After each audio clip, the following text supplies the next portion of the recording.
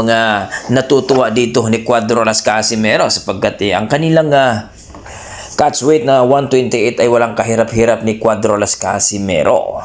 At ayon sa ating mga boxing fans, napaka-laking AC win daw ni Casimero dito sapagkat hindi na siya nag-rehydration close mga idol.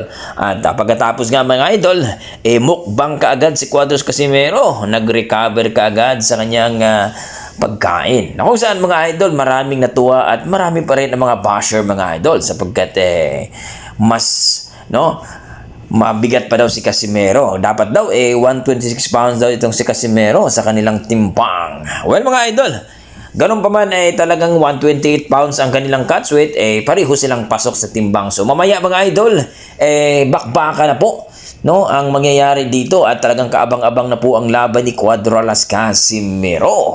At dito nga mga idol, talagang binastos itong si Cuadro-Las Casimero ni Kuniski Kamida.